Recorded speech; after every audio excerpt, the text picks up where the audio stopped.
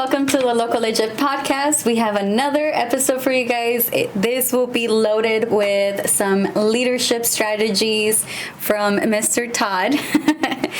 Todd Rigby.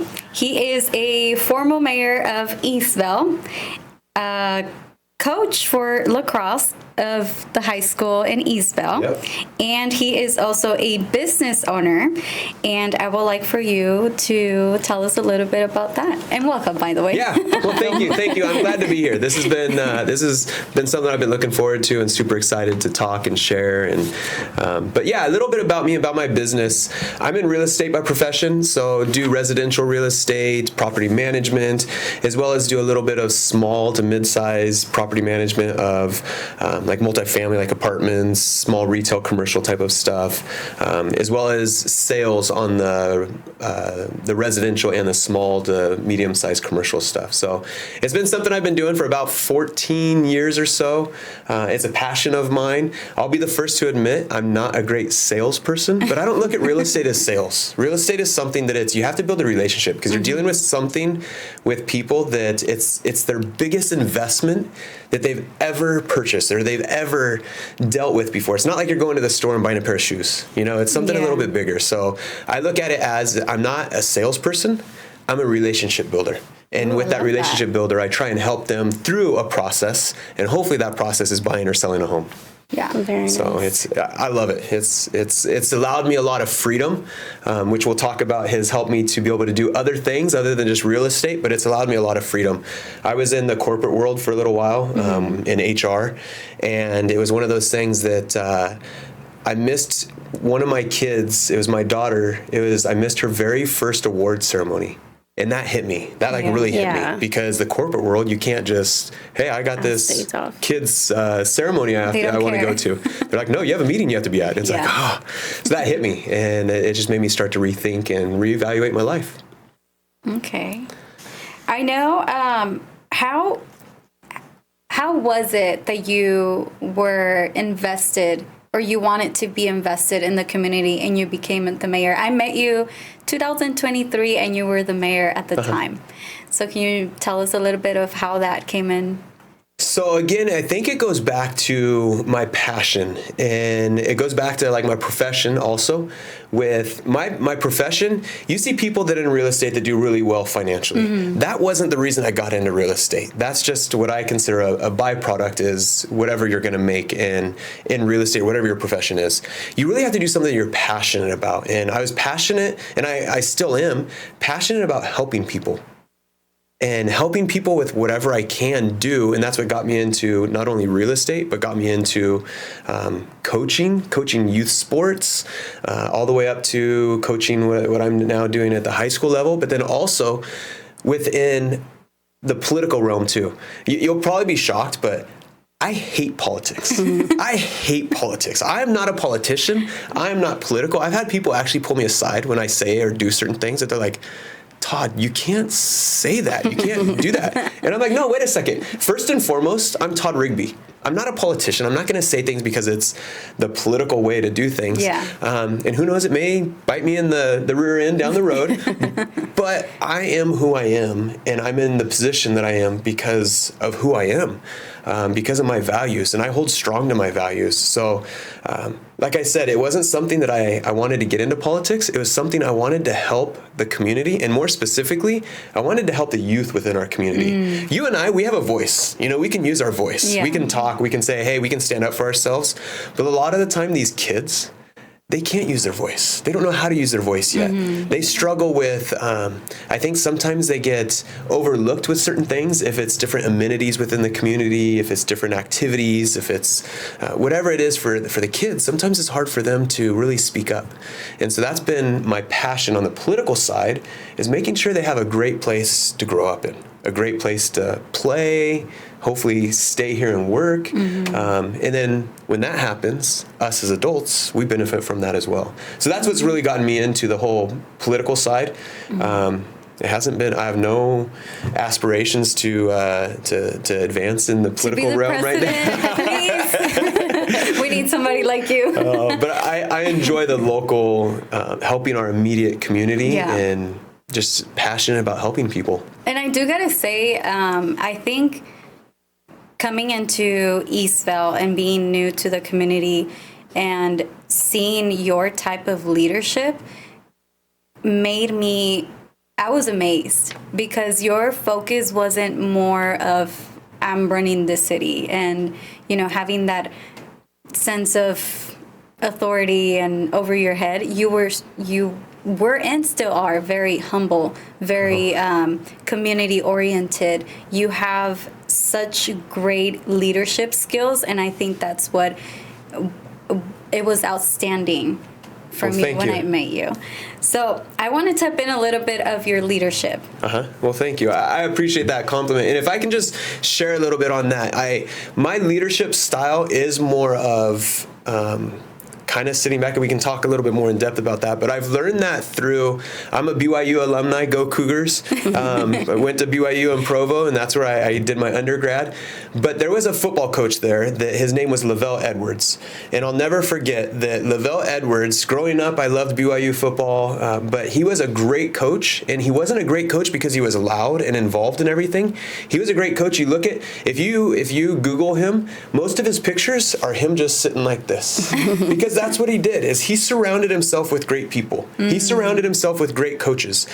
I don't know if he was a great coach himself, but he knew how to bring those people together. And that's one of the things that I've really tried to do is if I go out there and I say, hey, I'm the mayor, or I'm the leader of whatever it is, that's not the way to get things done. The way to get things done, in my opinion, is surround yourself with great people that are better than you. Mm-hmm. You have to have people around you that are better than you. And I think that's a difficult thing for leaders or for managers. And we can talk about that a little bit. But for managers to really understand is managers sometimes think that, oh, I am the manager, I'm the one in charge. No, a good leader allows other people to lead and helps to develop people around them to be good leaders. Because for something to succeed, it takes more than just one person. I'm huge into sports.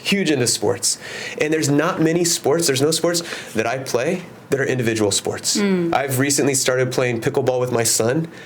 But again, I'm playing pickleball with my son. That's as far as it gets to, individual sports that I play is by yourself. But that's with my son still. So it's like we're still a team. And I look at that with sports.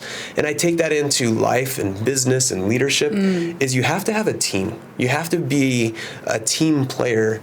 And you can't, you look at the best quarterbacks in football. The best quarterbacks were good because they had a great line. They had good receivers that caught. They had a great running program that they could be diverse with that. Yeah. And the quarterback happened to be the one that started that. And that's the same thing that I feel with leadership is, you're a great leader because of the people you surround yourself with. Right.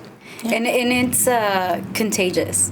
Because if somebody who is insecure of themselves or they're not very confident, surround themselves with confident people and with great leadership skills, you eventually are going to become that person.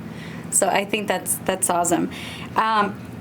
Earlier we were talking about, before we started recording, we were talking about your coaching. Mm-hmm. I love what you said and what you tell the girls, mentally stay in the game. How can a business owner implement this in their business? So in business, there's a lot of obstacles that you go through. We live in the state of California. There's a lot of obstacles that you go through. There's a lot of legislation. There's a lot of laws where at the beginning of the year, all these laws get implemented. And mentally, sometimes it can get very defeating. It can be like, oh my gosh, I've got to go through and reevaluate the minimum wage levels. How am I going to deal with that on my overall budget? What was going to happen with that? And when you start thinking the negative side, that, here's another law, it's just going to make it more difficult for me. Yeah, it is going to make it more difficult for you because you already said that mentally. Right. But if you're like, hey, here's another law that it's going to help my business develop and be more successful, I just got to figure out how I do that, how I implement that. That's the mental side that I've taken from sports and implemented into business or any organization that I'm involved in, is that regardless of the problem that you have, don't look at the problem as a problem. Look at the problem as as an obstacle that you're going to overcome. Not something that's going to stop you, but something that's going to make you stronger. Again, going back to sports, you look at like when you go into a weight room, there's weights that you start to put on so much weight that you can't lift. But if you just stop and you say, okay, there's too much weight there, I can't lift it, you're never going to lift that weight. Yeah.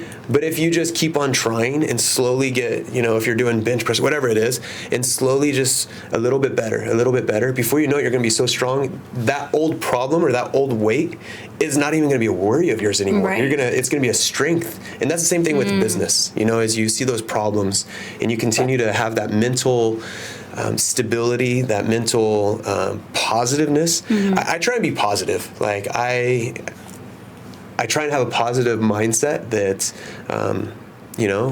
I'm going to do well with regard to this. And going back to coaching, that's one of the things that I've tried to implement into these girls that I coach is just to have that positive mindset.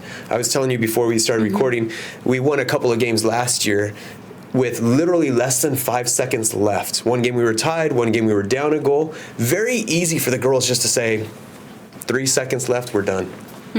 But it's, you got to stay in it all the way until the end. And it's the same thing with business. Business, you're going to have your ups and your downs. During those downs, during those difficult times, you've got to stay in it mentally so that you can continue to succeed. And it's going to strengthen you. Yeah, it definitely will. What are some, let's say, some 3 skills that business owners should have mentally or physically in their business? Well, I think one of them, obviously, within a business owner, you have to be able to budget well. You have to be able to budget your finances. Sometimes, regardless of the business that you're going to have, you're going to have your ebbs and flows, that you're going to have your successful times, a lot of sales this month, and next month you may not have that same client or the different sales. So I think one of them is you got to be able to budget properly. You've also got to be able to go after your clientele and provide more leads.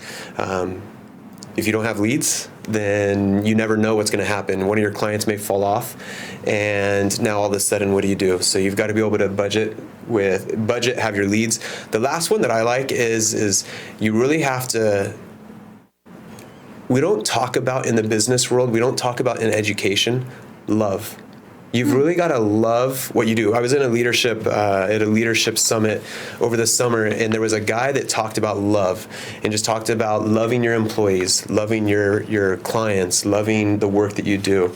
And I think that really helps you to get through those bad times when you love those that you work with, when you love the work that you do, when you love the product that you're dealing with.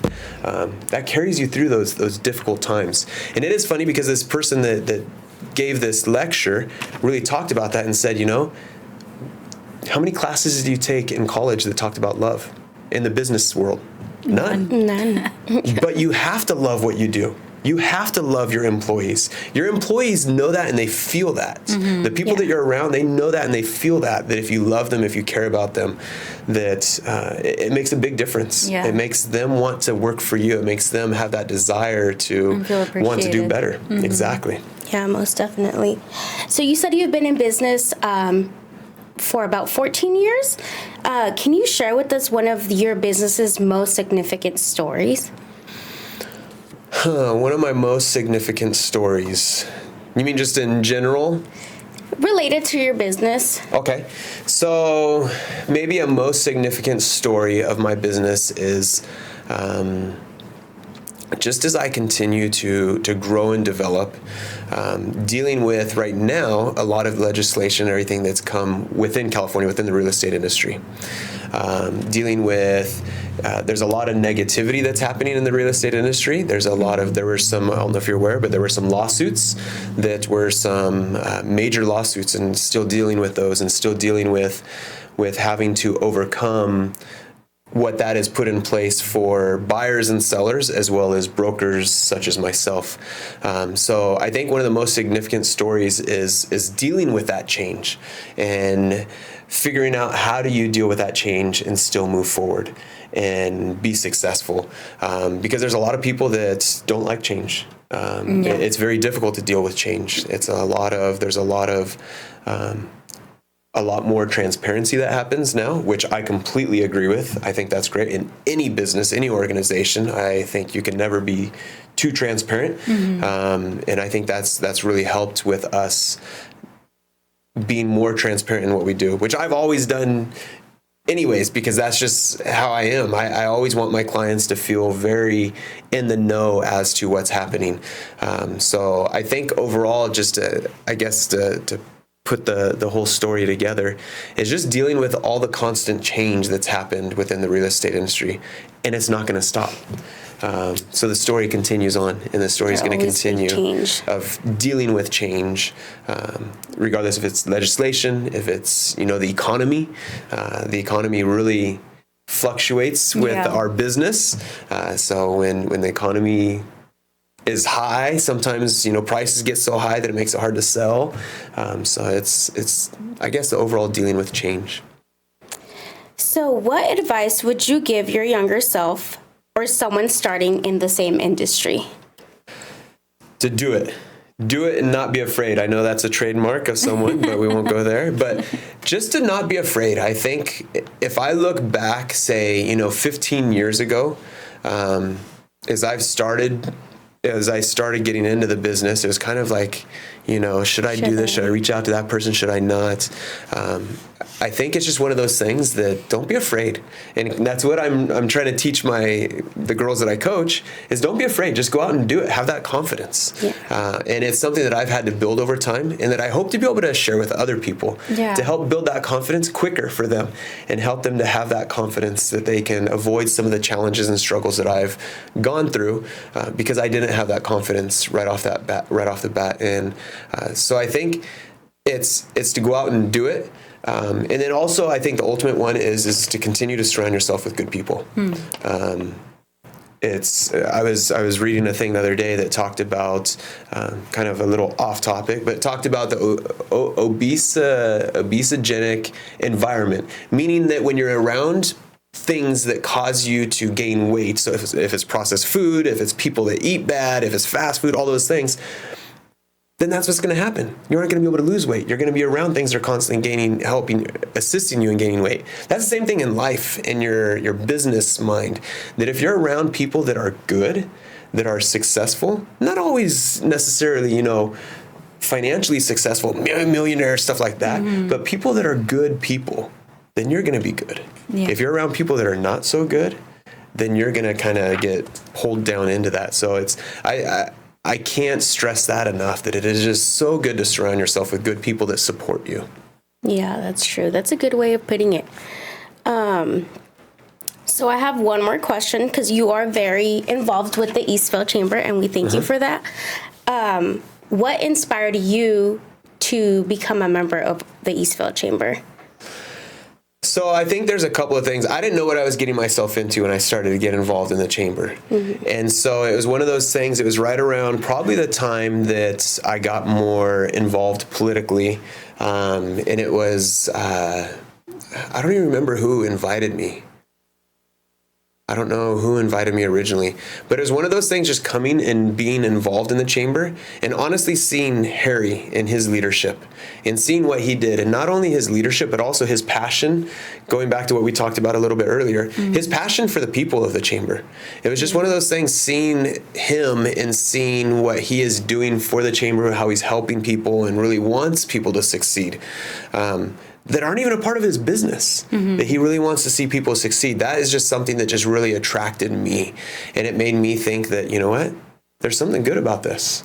There's really something good about this. And again, it goes back to surround yourself. Our chamber's amazing. Our chamber has great people. If you want to be surrounded with people that are good, then you need to be a part of the chamber. I mean, it's truly, that's truly where it is. There are good people there that just make you want to come back. And that's what really got me more involved in the chamber, is just seeing the people that are here, seeing the leadership in the chamber, and just like, wow, these are great people. Yeah. I want to be around that. Yeah. I currently don't have a business. I'm working on that. I would like to start a business. And before I started working for the chamber, I had no idea what the chamber was. Yeah. So when I do open my business, I personally will become a member of the chamber because I see what it does for the people, and how Dino mentioned earlier, and how Harry says it all the time. You can find everything you need in that one room, and it is true. Yeah. Absolutely. And people willing to help. Yeah, absolutely. And that's the big thing too, is our chamber is a really good chamber. Even if you have similar businesses, there's opportunities for those similar businesses to collaborate together, such as in real estate. I mean, there's tons of real estate agents in the Eastville area. You look at all the different types of businesses that are within the chamber, there's some that are duplicates, but the chamber brings them together and has helped them to be able to collaborate together on different things. As well as within my industry, there's multiple services that I need to use for my clients. And it's nice to be able to tap into that within the chamber and be like, oh, I was just at a chamber event last night and I can use so-and-so for this on this project. And it's nice to be able to have those. I'd much rather use people that are involved and that I have relationships with, rather than having to go, and no offense to those that market on Google and stuff like that, but rather than having to just go Google some random person and get to know someone, I'd rather call first the person that I met last night at a chamber event, or yesterday morning at a chamber event, and give them the opportunity to work together. And I've done that multiple times. I've used a number of chamber people, chamber members, for different things within businesses, within school things, and not that it's the reason that I do it, but that gets reciprocated too. As I share them, then they share me. And that's how we grow our business, is just working together, collaborating together within the chamber. Yeah, and you get to know each other at a personal level, which it kind of helps with ethics, right? Because if you're going to recommend somebody, you want to make sure that they're going to be good to your client. Absolutely. That's important.